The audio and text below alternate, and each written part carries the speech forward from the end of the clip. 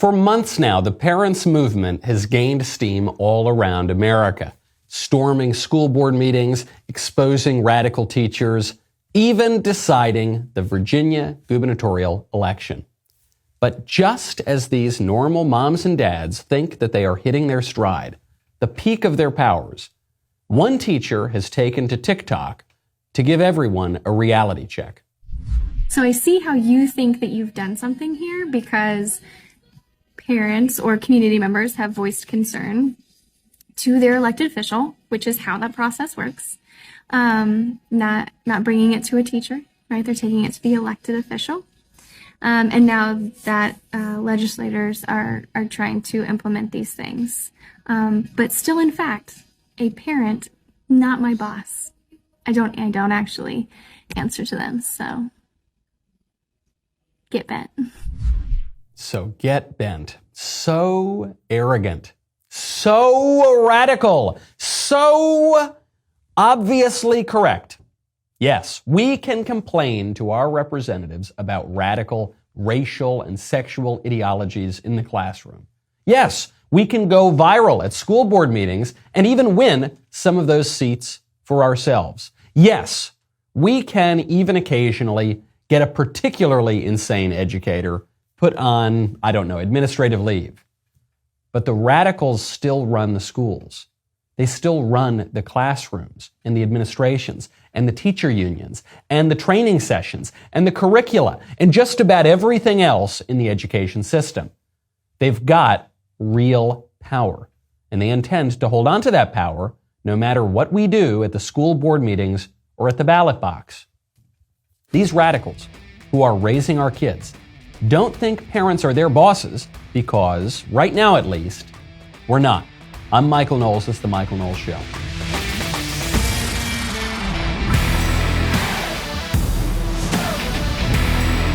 Welcome back to the show. My favorite comment yesterday is from Facto, who says, in the immortal words of Maury Povich, Pierre, you are not the father. I think you're referring to Pierre Trudeau, the alleged father of Canadian Prime Minister Justin Trudeau, who bears a very strange resemblance to a certain Latin American island dictator, communist by the name of Fidel Castro, who had a very close relationship to the Trudeaus and to Justin Trudeau's mother right around the time that Justin Trudeau was conceived. I don't know. In the words of Telemachus, it's a wise man who knows his own father. It's unclear. Justin surely exhibits some of the features of Mr. Castro, but Pierre Trudeau was no walk in the park either. I think they're all probably cut from the same cloth. Who knows? It's a wise man who knows his own father. You got to make sure that you ground your identity in something real and you protect your identity. When you want to protect your identity, I would recommend you check out LifeLock. Keeping your internet-connected devices up to date is always a good idea, not just for consumers, but for companies as well. Because when you don't keep them up to date, sometimes cyber criminals can take advantage. There's one bug that's getting a ton of media attention right now. It's called Log4j. Log4j. Cyber criminals can exploit this bug to break into a server and steal data. Every single day, we put our information at risk on the internet. In an instant, a cyber criminal could steal what is yours, sometimes even harm your finances, your credit, your good reputation. Thank goodness there's LifeLock. Go check out LifeLock today. It helps detect a wide range of identity threats, such as your social security number for sale on the dark web. If they detect your information has potentially been compromised, they'll send you an alert. They've got a dedicated restoration specialist if you become a victim. No one can prevent all identity theft or monitor all transactions at all businesses, but you can help protect what's yours with LifeLock by Norton. Head on over right now, get 25% off your first year at LifeLock.com/Knowles. That's up to 25% off your first year, LifeLock.com/Knowles. This teacher who just went viral, the one who says, get bent, parents, you're not my boss. She is not the only teacher who is threatening people, who is threatening parents, students, society at large. There's another teacher who just went viral. This from our friends over at Libs of TikTok. A teacher, a black teacher, who is threatening white people purely on the basis of racial animus. black people, coloreds only. I got a question. So you ever standing in public, right? You standing in public and you see white people. Do you ever get the urge to just, like you're minding your business, or they're kind of minding their business, and you just to scare them just to scare them a little bit, just to scare them a little bit, just to give them the feeling like today's the day that black people start retaliating, just to give them a little bit of the burning feeling inside. No, just me. I don't know. Let me know.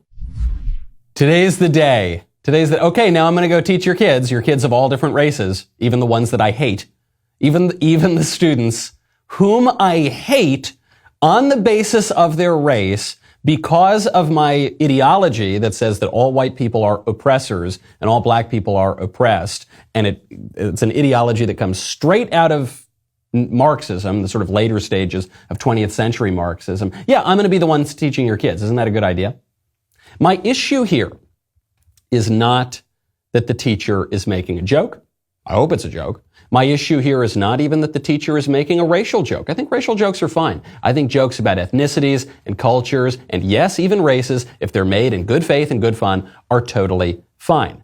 My issue here is that the teacher is making comments that are clearly not in good fun, clearly not in good faith, and that the teacher has a very perverse ideology that is going to destroy the education of her students. And so she should not be allowed to teach the kids. She should be fired. Simple as that. Okay, that's how we're going to wield power.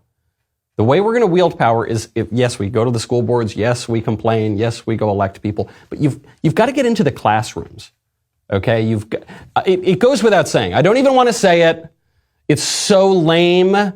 Every time a conservative, but what are the conservatives? They say, well, imagine if the roles were reversed. Imagine if the shoe were on the other foot and you had a teacher, let's say you had a Hispanic teacher walking in and saying, hey, whenever you see black people, don't you just want to threaten them? Don't you just want to go and say, today's the day? Well, of course, that's not the way that it works. It's silly and impotent to just complain and say, well, what if the shoe was on the other foot? What if the roles were reversed? That's not the way it is. We are living in a particular circumstance in our classrooms, in our politics, and we need to deal with that. And this teacher teaching students is not going to be good for white kids, not going to be good for black kids, not going to be good for any kind of kids, because this teacher is teaching things that are false, and then also a real sort of vitriol, a real sort of resentment that is not conducive to education. Fire the teacher. Simple as that. It's not only radical racial stuff in the classroom. Perhaps even more so, it's this radical sexual stuff. I'm so grateful to TikTok. If it is the case that TikTok is not merely Chinese propaganda designed to weaken the West from within and make us all think our culture is crazy, if TikTok is real and these are real people out there going on to social media and expressing their real views, then TikTok is doing a wonderful service. I think the government should subsidize TikTok because it's showing us for the first time, perhaps in many, many years, what's actually going on in the classroom. So what one teacher is doing is he's saying, we are going to have a transgender closet in our classroom. And so what's going to happen is students are going to come to school, and then we're going to convince little boys that they're little girls and little girls that they're little boys. And then they're going to come out and they're going to be inducted into our creepy sexual cult, and we're not going to tell their parents. The goal of the transition closet is for our students to be able to wear the clothes that their parents approve of, come to school, and then swap out into the clothes that fit who they truly are. And I use the idea that this is like Superman changing in a phone booth. But that idea actually goes a lot further than that, because Superman isn't Clark Kent. Clark Kent is actually the disguise. And when Clark Kent goes into the phone booth, he transforms into Superman, who's really just who he truly is, Kal-El. And so this gives our trans students the opportunity to be the superheroes that we know they are. What a creepy pervert. I don't know who else. I'm not saying that he has bad intentions necessarily, but he's wrong. He's got a very mistaken view of the world.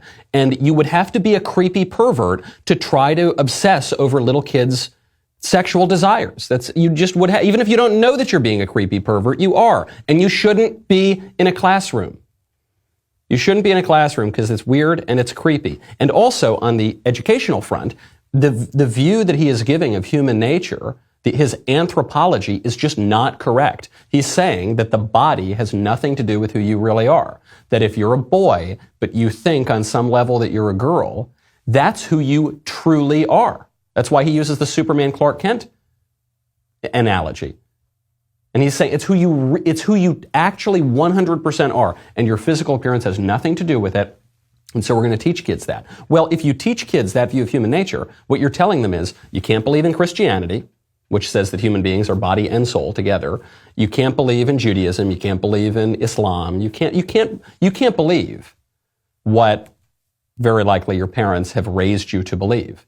That's all false. Ignore your parents. Ignore your biology. Ignore reality. Ignore your God. Believe our creepy, weird sex cult. And thank you, taxpayers, for paying for it. And by the way, parents, if you have any problem with it, get bent. Maybe the guy's a nice guy. I don't know. Probably he's not, but let's say that he is. It doesn't matter. The stakes are too high here, folks. Classrooms are crystal balls. You look at a classroom, you're looking at your culture in 20 years. Do you want your culture to be one where ordinary, true views of human nature and the cultural and religious views that built our entire civilization are banned, are kicked out in favor of convincing your little Johnny that he's really little Jane? No. Fire the teachers. What are we going to do? What are we going to do about it? All I can do from my microphone right here at this table is expose this stuff, call it to your attention, and explain why it's so bad and what the stakes are. Then what some other parents can do is go complain. And that's good. You got to complain. You got to bring this to the attention of the administrators, of the teachers, of the school boards, but they don't really care. Then you can go and you bring it to the legislators. You can try to kick out the but we've got to gain more power than that. Right now, the left has a total lock on every single institution. The rot runs so deep, you've got to go in, not even just to the school boards, but into the classrooms. You've got to become teachers. You've got to become administrators. You've got to enter that teacher union. You've got to grab that power back, or these creepy pervs are going to destroy the next generation of Americans, if they haven't done so already. Not good stuff. Not good stuff. We've got to be able to do things for ourselves. Like, for instance, when you want to order auto parts. When I want to order auto parts, I go to RockAutocom. Time is money. Money is money too. And right now, time and money are in short supply because we've got inflation going through the roof and everybody's just trying to scrape by and make ends meet. So what I would recommend is you don't waste time driving to the physical brick and mortar auto parts store, and then getting out of the car and then waiting in a line. And then you get up to the guy and the guy peppers you with 1,000 questions about the auto parts. And then you say, I don't know what make and model and this and that. Then he goes in the back. They do not have the part because there's too many parts to stock these days. Then he comes back. He says, yeah, we'll order. It'll be in 2 weeks. You drive home, you go home or whatever. Then you drive back. It's a waste of time. Go to rockauto.com. Okay. rockauto.com. Family business. It's been serving auto parts customers online for 20 years. Super easy to navigate. Even I can do it. That's how simple the catalog is. Same prices for pros and do-it-yourselfers. No gimmicks. Always reliably low prices. Go to rockauto.com right now. See all the parts that you need for your car or truck. And then, most importantly, write Knowles in their How Did You Hear About Us box so they know that we sent you. The teacher unions are one of the most effective ways that these radical leftists can hold on to power in education, which means the way that they can reshape the entire generation, which means the way that they can reshape the whole country. The teacher unions. And these are some of the most dishonest, corrupt people in the country who run these teacher unions. I'll give you a great example. Jesse Aguilar. Jesse Aguilar is a board member of the California Teacher Union, one of the worst in the country. Jesse Aguilar. He is insistent that students wear masks in school. The California Teacher Union is insistent that students wear masks in school. It's responsible. It's for the public health. It's looking out for the greater good. Come on, folks. Don't be so selfish. Hey, come on, little kids. Put on those masks. And then Jesse Aguilar just went to the Super Bowl. And he went to the Super Bowl in LA, right? And Jesse Aguilar didn't wear a mask. Because none of these people really believe that the masks do much of anything at all. And even if they do, they realize that it doesn't matter if they wear one. If everyone else is wearing one, then they don't need to wear one. And, look, it's fun. If you go to the Super Bowl, probably you're a powerful, wealthy, elite sort of person. So they're all clean, right? You're not really worried about their nice elite germs. They don't really have any germs. It's just the filthy, dirty, poor people. It's the little kids and the people who have just as much power as little kids, which is nothing. You know, the waiters, ugh. You know, and the drivers, yuck. Oh, and those filthy little people, they need to wear their masks. But we, powerful union bosses, we don't need to wear we celebrities, we elected politicians, we don't need to wear our masks because we're clean and we're nice people. And now make sure you put your mask on while you get me my next glass of champagne. And what are you going to do about it? Nothing. The reason that the kids are the last group that has to wear the masks, even though the kids are the least likely people to go to the hospital or die or spread COVID-19. Why is it that the group that is safest from COVID is the last one that has to wear the masks? Because they have the least power. The whole thing is about power politics, and the kids are a perfect example because kids, by definition, don't have any power. And you can see this up through every other segment of society. The working classes, political conservatives for that matter, who don't have any institutional power in this country, which is why whenever we say true things about COVID or any other question, we get censored. And there's nothing we can do about it. Donald Trump, the sitting president of the United States, didn't have the institutional power not to get booted out of the public square. So little kids, obviously, what are they going to do? Maybe they'll complain, but who cares? You'll just tune them out. We are all in the position of those kids right now. And we are all being run roughshod over, specifically by these left-wing teachers, but the rest of their cohort as well. DC is finally listening to some of their voters. They have to. The Democrats know that they are headed for an avalanche of Republican votes this November, so they're desperately trying to change course. So DC, which instituted a draconian vaccine mandate and mask mandate just a month or so ago, where you can't even go into a restaurant without someone checking your papers. You have to have 75 masks on your face. You have to wear a full burqa if you want to go get a beer in Washington, D.C. Well, now they're lifting the indoor mask mandate. They previously announced they were going to lift the vaccine mandate. Now they're going to lift the indoor mask mandate. They're going to lift the indoor mask mandate in restaurants and bars and sports and entertainment venues and supermarkets and pharmacies and retail businesses and private offices and government offices and houses of worship and strip clubs. But there's one place they're going to keep the mask mandate. You know where it is? Schools. The little kids with the lowest risk of COVID, catching it or spreading it. They have to mask up. But some filthy, degenerate, probably politician, probably member of Congress, walking into some dirty, rotten Hunter Biden strip club in Washington, D.C., doing heaven knows what with people who are probably not the most hygienic and sanitary people in the world. They don't need to wear the mask. That'll be clean. That'll be fine. But little kids trying to learn their ABCs, their reading, writing, and their arithmetic, they need to mask up. And what are you going to do about it? The kids are going to complain and the teachers are going to say, who cares? You're a kid. Shut up. Who cares? But the strip clubs, well, there you're going to get politicians complaining. There you're going to get the president's son complaining. And when the president's son, when Hunter complains, when the big guy complains, when all those dirty, rotten degenerates who want to go to the strip clubs complain, well, then people listen. Why? Because they have more power. I wish that we lived in a time where politics was a little more reasonable, where it was a little bit more logical, open to reason, a little bit more civil. Politics can always be a bit of a blood sport, but there are times when it's more civilized than at other times. There are times when we sort out our problems through reasoned debate. There are times when we sort out our problems by whipping and caning each other on the steps of the Capitol. And I think we're a little closer to the latter right now than the former. But you've got to accept reality. We are in power politics time. That's what the left has told us. The left has said politics is not about reason. It's not about logic. All of those things are just constructs of bigotry and white supremacy and all sorts of evil. And so that's not what politics is just about, interest groups and forcing through tyranny of will our desires on the rest of the country. That's what we're saying. So, okay, if that's the way politics is, and the left controls every single institution, then we've got to go in and take back those institutions. We've got to build parallel institutions. We've got to go in and take back their institutions. And the ones we can't take back, we've got to defund and, politically speaking, legislatively speaking, raise them, knock them to the ground, and plow the earth with salt where they once stood.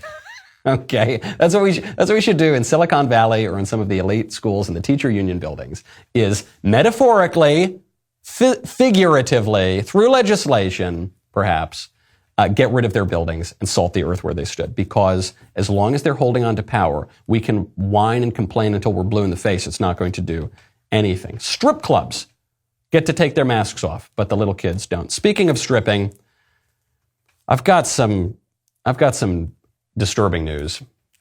If you're driving, pull over. If you're standing up, you're probably going to want to sit down.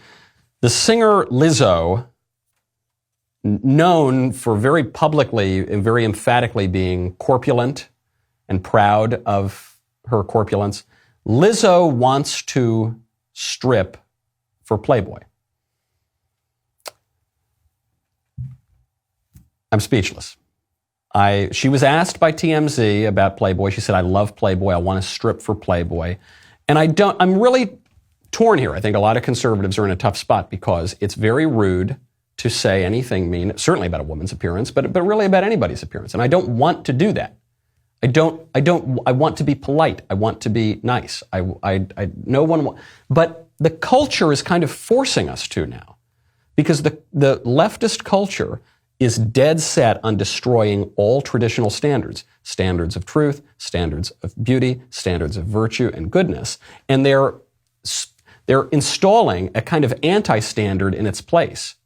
Right? We're told, not only are you not allowed to say that men are not women, but you have to say that certain men are women. Not only are you not allowed to say that certain art, let's say the Sistine Chapel, is more beautiful than other art, say the urinal by the modern artist in those stupid modern art museums. Not only are you not allowed to say that, you have to say that the modern art is beautiful. And so we have to, all the billboards now, all of the advertising, used to have smoking hot women advertising all of the clothing and new products. Now it's actively trying to model things on not the most beautiful stuff. Nobody wants Lizzo to model in Playboy. One, because, it's probably not the most edifying, ennobling thing in the world. It probably wouldn't be great for Lizzo. But people don't want to see that, and that's not bigoted not to want to see Lizzo naked. Doesn't make you a bad person that if you don't find Lizzo attractive, physically attractive. Okay, there's this amazing misunderstanding of what really matters in life going on here, because on the one hand you've got previously in our society, maybe 20, 30 years ago, you had an obsession with perfecting the body, airbrushing, all these sorts of eating disorders, all these ways to plastic surgery to make yourself look perfect. You have to perfect the body. Now we've moved in completely the opposite direction. People want to distort their bodies through mutilations, through sort of insane piercings and tattooing and eating disorders in the other direction. So we're focused on basically the same thing, two sides of the same coin. We've got to perfect the body in all ways. When was the last time we talked about perfecting the soul? When was the last time we talked about ennobling ourselves and practicing virtue? And that's completely gone from the conversation. We're stuck in this crazy materialist trap. One way to get out of these materialist traps is to tune into people who are trying to turn the culture in a different direction. And listen, I don't want to toot our own horn, but that's what we're trying to do here at the Daily Wire. We're not even just commenting on culture. We are making culture ourselves. We've just released our first original movie, Shut In. The movie currently has a 100% critic score and a 97% audience score on Rotten Tomatoes. These are shocking numbers. I just thought the critics were going to kill us, and I thought our audience would love it, but then the left would go in and bring the numbers down. They can't do it, though. because the movie's too good. So if you missed it, head on over to dailywire.com/subscribe right now. You can subscribe to the Daily Wire to get Shut In, to get our next movie, Hyperions, to get our next movie with Gina Carano, Terror on the Prairie, to get all of our shows, to get a whole lot of other content. We're going to keep that content coming. We're going to try to change the culture. Also, you know, the best way to fight the insidious attack on America right now is to expose the source from within. We've got one of Daily Wire's newest projects coming up, The Enemy Within, our new series featuring acclaimed journalist and expert in national threats, Lee Smith. Lee is going to uncover a political coup orchestrated by America's ruling class to generate their own wealth and power at the expense of the American people's safety and freedom. Check out the trailer. What if everything we think we know about our leaders, our society, and our relations with the rest of the world is wrong?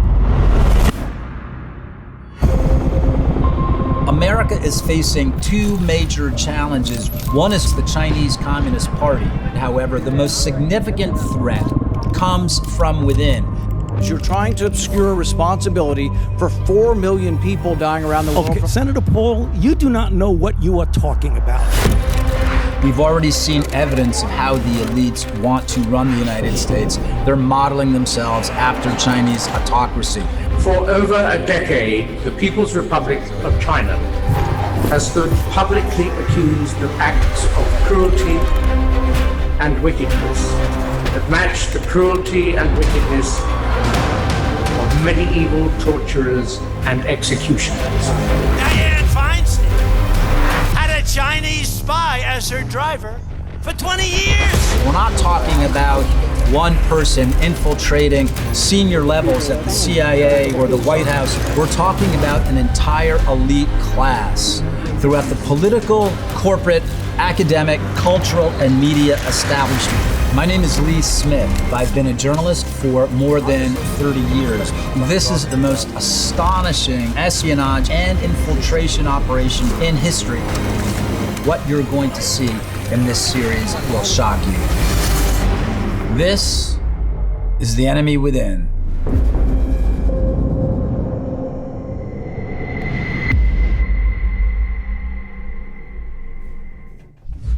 The Enemy Within is going to start streaming February 18th only at The Daily Wire. So if you're not a member, head on over right now, dailywire.com/subscribe. Join today. We'll be right back with a lot more.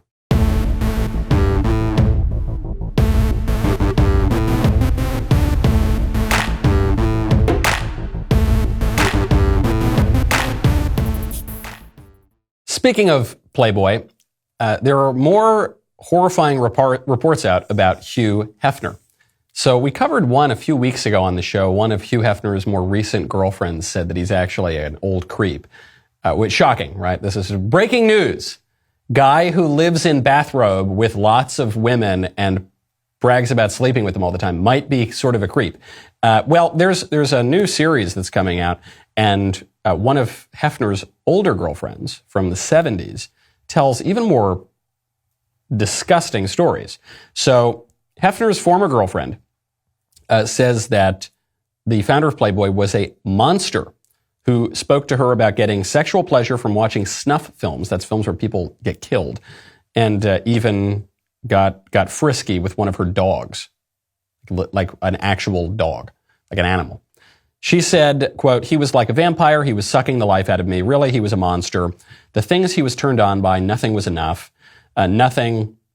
He would tell the public even good girls enjoy sex, healthy sex, and there was nothing healthy about the sex with Hefner because he took it too far." The reason I mention this is, one, also to discourage Lizzo from stripping for Playboy, but two, to remind people something that it seems obvious until you get the temptation. And the thing is, you can't get around the moral order. You can't get around it. You think you can. So much of modern leftism, modern political ideologies are just about overcoming the moral order through your own will, just overcoming ideas of good and bad, right? Which radicals on the left and the right have called a slave morality, bourgeois morality. You got to overcome all of that and then just do whatever you want all the time, and then life's going to be really great. And it's not really great. You can't overcome it. This is why you see celebrities ruin their lives. You think, man, if I were a celebrity, if I were rich and famous, man, I'd have the greatest life. You know, if I just had some more money and a little more fame and power, Boy, I'd live the greatest life ever. And then what happens to statistically 100% of celebrities? They get drug addictions, their marriages fall apart, their kids hate them, and they die early. That's what happens to almost all of them. Why? They have every advantage. They have all the good things that all the people want because they take it all to excess, because they think that they can overcome the moral order. The rules don't apply to them. The rules don't apply to the elites in the teacher unions or in the government or in the media. Why do we have to follow the rules? We're special. It's hypocrisy, of course, but it's a hideous double standard, of course, but it's also destructive for them. Because when we're talking about good rules, when we're talking about the actual moral rules of the universe, they are there for your benefit. They will, if you follow them or try to follow them, that will lead to human flourishing. And if you don't, then you're going to end up a dirty, rotten, filthy, despised degenerate like Hugh Hefner. Don't do that. You don't want to do that. Speaking of, this is sort of sexual degenerates. It's sort of this theme of the show. Prince Andrew, the artist formerly known as Prince Andrew, who got fired from the royal family by his own mother because he was such a sex fiend. Prince Andrew has just settled his case with one of Jeffrey Epstein's former call girls. So Prince Andrew, they've settled this out of court. He, quote, intends to make a substantial donation to Ms. Giuffre's charity in support of victims' rights. And this is the statement put out by Andrew's lawyers. Prince Andrew has never intended to malign Ms. Giuffre's character, and he accepts that she has suffered both as an established victim of abuse and as a result of unfair public attacks. It is known that Jeffrey Epstein trafficked countless young girls over many years. Prince Andrew regrets his association with Epstein and commends the bravery of Ms. Giuffre and other survivors in standing up for themselves and others. Previously, he said, I don't know this woman. I have nothing to do with her. I didn't do it. No, I never did anything bad with Jeffrey. No, the only reason I kept hanging out with him after he got convicted for his kid sex stuff is because I was too good a friend. I'm just too loyal. You know, like in a job interview, what's your greatest weakness? I work too hard. I care too much. That was Andrew's first claim. And then it was undeniable. He's got photos with this chick. And then so finally he says, okay, or never mind. His mother fires him from the royal family. He loses his titles. He loses all of the perks of being a royal. And now he's got to settle this claim out of court. Notice though, he never accepts responsibility. So what happens here, I imagine he offered this woman $1 bazillion. He offered her some absolutely jaw-dropping sum of money. She said, okay, fine. It's sort of like you're admitting guilt here, and I'll take the money, and okay, well, it'll go toward her charity. And Prince Andrew never has to actually admit guilt here, which is too bad. But regardless, it looks really bad. It's really undignified. Okay, and it's a cautionary tale for everybody. Prince Andrew, born with as much privilege as could be, given the greatest education you could possibly be given. This guy destroys his life, and he's the laughingstock of the world because he gave in to his appetites and temptations. Don't be that guy. Don't get fired by your mom. That's really embarrassing, okay? And the only really sad thing about this, the way the Epstein case is resolving with these out-of-court settlements and the sealing up of the black book during the Ghislaine Maxwell case, is I want to know who else. I want to know who else, and I want to know who else for sure. And I want details. And I want these people who flew on Jeffrey Epstein's plane, who, look, I'm sure there were people who flew on his plane and knew Jeffrey Epstein who are completely innocent. Really. The reason for that is Jeffrey Epstein was throwing money around. He was donating to a lot of very big charities and foundations. And so a lot of people met him in high society who probably had nothing to do with the girls. But a lot of them did have something to do with the girls. And I want to find out who they are, and I want the details, but they're probably just going to get away with it. They're probably just going to get away with it because the ruling elite have power, and we're on to them, right? We know what they're up to. They know that we know what they're up to. And we know that they know that we know what they're up to. But it doesn't matter because they still have the power. And we're going to need to do a lot more than just win some elections or make some documentaries or post some things on social media. We're going to have to do a lot more to get actual political power back and then have the confidence to wield that political power. We're going to now, speaking of epidemics, it's a little bit of a hard transition, but speaking of just filth pervading our culture, Omicron that's the latest one, that's spreading around, and we're supposed to shut down the world for that. Well, they said, okay, we're going to shut down the world until we get a vaccine for Omicron to stop that surge. Well, they're trying to get a vaccine for Omicron, except the early tests from the new Omicron vaccine show that the vaccines don't do anything more than the vaccines that already exist, which isn't very much when it comes to Omicron. According to David Montefiore, the director of the Lab for AIDS Vaccine Research and Development at Duke's Medical Center, who's been researching now COVID vaccines, he says what we're seeing come out of these preclinical studies in animal models is that a boost with a variant vaccine doesn't really do any better than a boost with the current vaccine. But of course, if you were betting, this time they're going to be right. This time, they've been wrong about every other aspect of the virus, from the origin of the virus, to the mitigation measures for the virus, to the timetable for vaccines, to the efficacy of the vaccines, to the this, to the that, to the every single thing. But now they'll be right. If you believe that, I got a bridge in Brooklyn to sell you. Doesn't matter, by the way. So there was never going to be there is not a great vaccine. There is not a vaccine that does all the things that they said the vaccine would do, which includes stopping infection and transmission. We don't have that. So there was never a great, perfect vaccine. There was never going to be a great vaccine for Omicron. And by the way, it wouldn't matter if there were, because there's just going to be another variant. They're already talking about the next variant. They're making a vaccine for the variant that's about to go away, and there's going to be a new variant, because it's a virus, and that's what happens. It's just going to go on and on and on.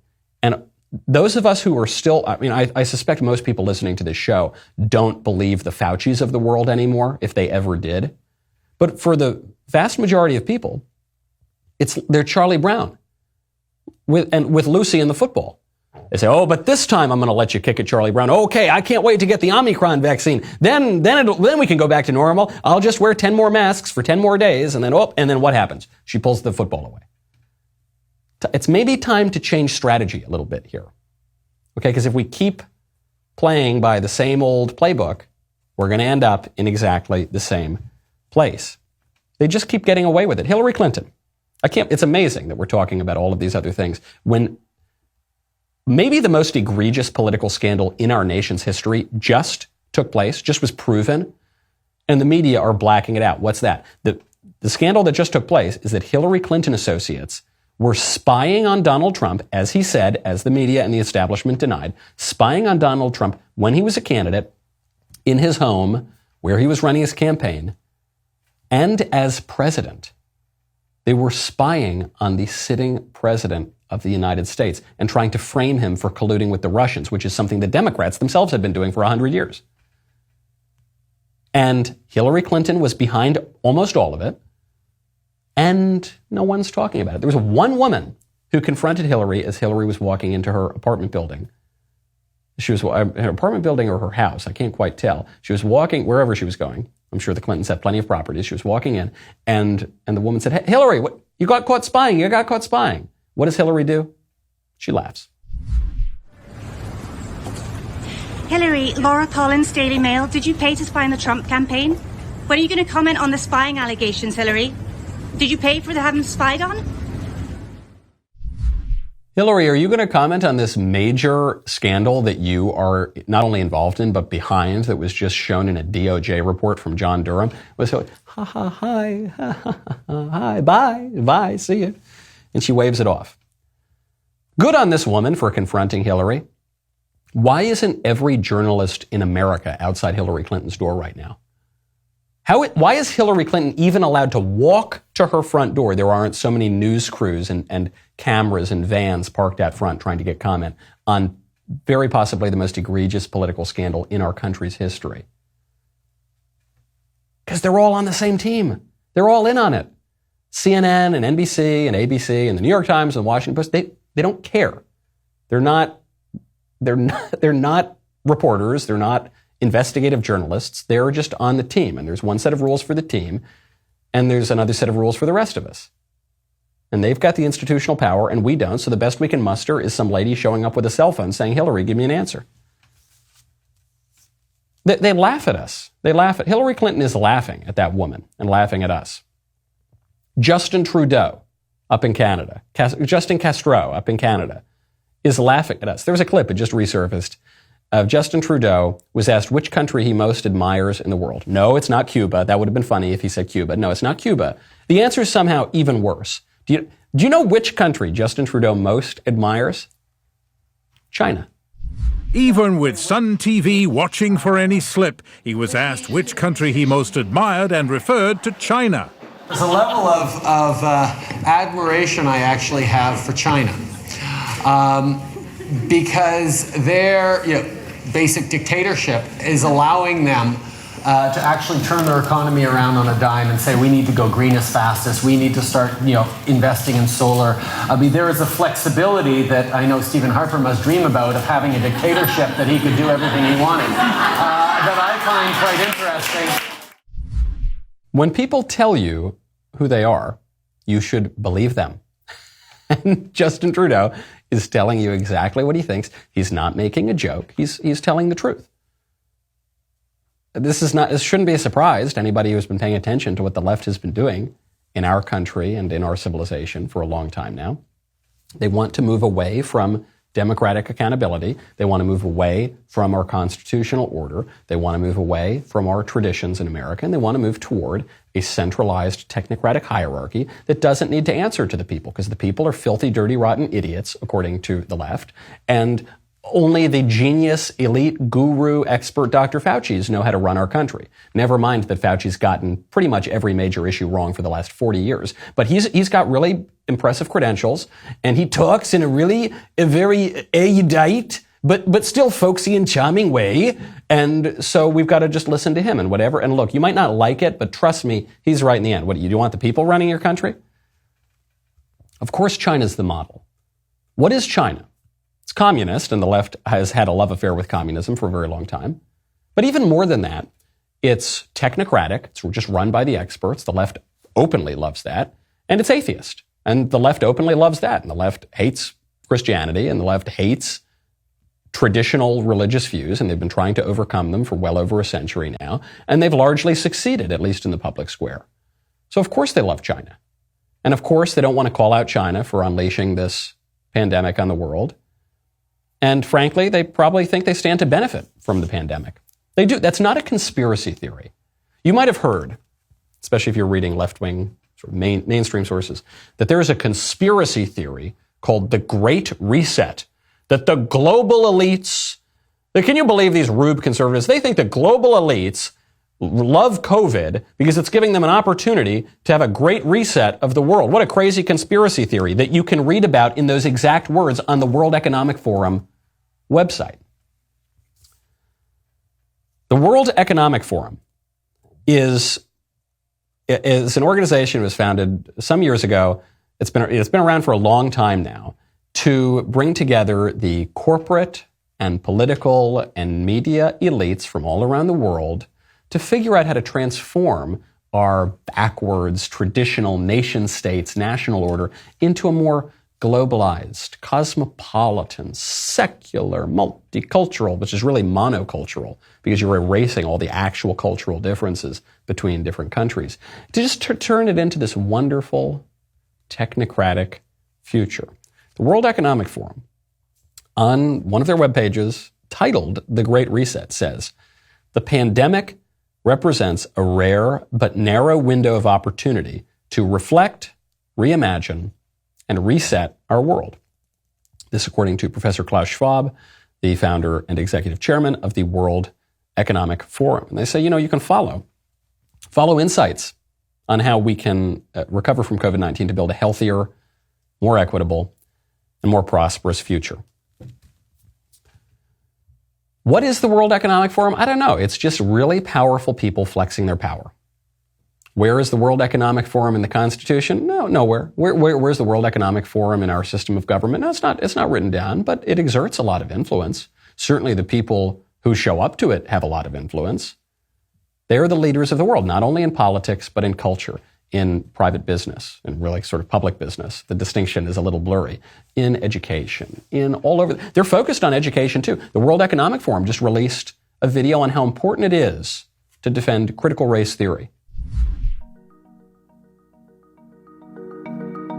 What is critical race theory and why is it so controversial, they write? Supporters of CRT say it's a way to understand and tackle racial inequality. However, opponents say CRT does the opposite. So what is CRT? The theory was first developed by U.S. legal scholars in the 1980s. It argues that the laws, rules, and regulations that govern society today have been shaped by the historical subordination of people of color, and that this is a driving force behind racial inequality today. We got the nice music. Take the U.S. criminal justice system, for example. While everyone is seen as equal under the law, Black Americans are imprisoned at 5 times the rate of white Americans. That's what they say this disparity is a legacy of America's racist past. Notice they don't talk about like crime rates. They just talk about imprisonment rates. Supporters of CRT say that the opponents miss the point. They say a system doesn't need racists working within it to produce racially imbalanced outcomes. And so it's really just built into the system, and it's really awful. So what the World Economic Forum is trying to do is just what the libs always try to do, which is present their extremely radical views and their radical agenda to completely reset the world as just a kind of moderate idea. Look, we're taking all sides. We're really inclusive. We're really open-minded. And we're going to take, and we're going to listen to the CRT supporters, and we're going to listen to the CRT opponents. And it just so happens that the CRT opponents are awful, disgusting, vile bigots who should never be heard ever again. And the CRT supporters are, and that's what we're going to do. And we have all the business leaders, and we've got all the political leaders, and all the media leaders, and all the elites from every segment of society all over the even semi-civilized world. And we're just going to kind of do it. And because we're a non-governmental organization, and because we're working through lots of other NGOs, you're not even going to really have much say in it. Because it's not going to be the Congress that's passing this stuff. It's going to be the corporations that show up to, I don't mean even just to single out the World Economic Forum. It's going to be the people who show up to this and similar sort of events and organizations. They're going to push it through their businesses. They're going to push it through their corporate trainings. They're going to push it through the classrooms. They're going to push it through, and you're not going to say nothing about it. It's a reset. You want to talk about a reset? Van Jones. Van Jones is a CNN analyst. As far as left-wing analysts go, he's one of the more honest ones. He admitted early on, though it was on a hidden camera, that the Russia stuff with Donald Trump was just completely bogus. He said it was a nothing burger, but then he had to walk it back because TV cameras showed up. So Van Jones is resetting not just his politics, but his personal life. He says, after the COVID lockdown, I got clear that I wanted another kid. I discovered that my friend Noemi also wanted a baby. So we decided to join forces and become conscious co-parents. It's a concept that I hope more people will explore and consider. This month, we welcome to Earth a baby girl whom we will raise as co-parenting partners. This is a special time for our families. I feel grateful, joyful, and blessed as we create a safe and loving environment for this blessed young soul. I respectfully ask for your privacy. Thank you for all the love and support. So Van Jones already has 2 kids with his ex-wife, and they were married in 2005. They divorced 4 years ago. And so he says, we'll continue raising our kids together, running our businesses together, and supporting each other's growth. This is what Van Jones and his ex said in a joint statement. There's no beef or drama, just evolution. It's no drama, okay? Yeah, he had kids and with his wife, and then the family split up and he abandoned his family. And then he's going to co-parent, he's going to consciously co-parent with his friend because he wants another kid. He wanted to get another kid.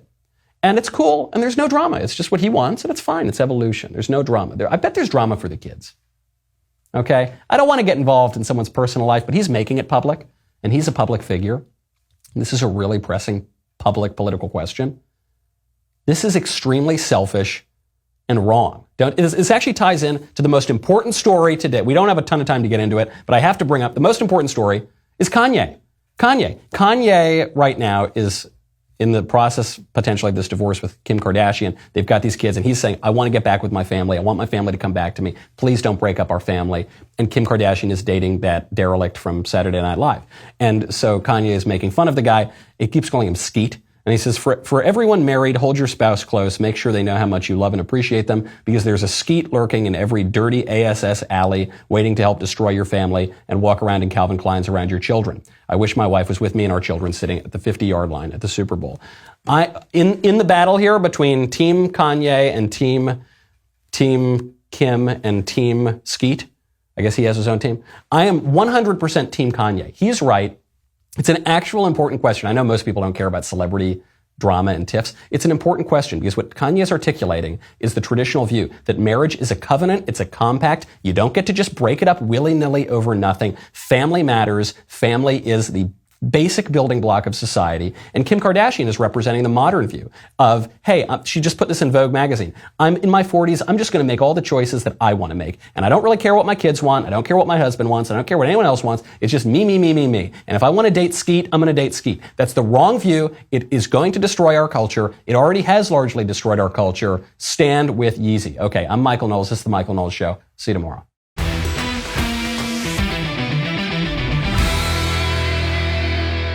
The Michael Knowles Show is produced by Ben Davies. Executive producer, Jeremy Boring. Our technical director is Austin Stevens.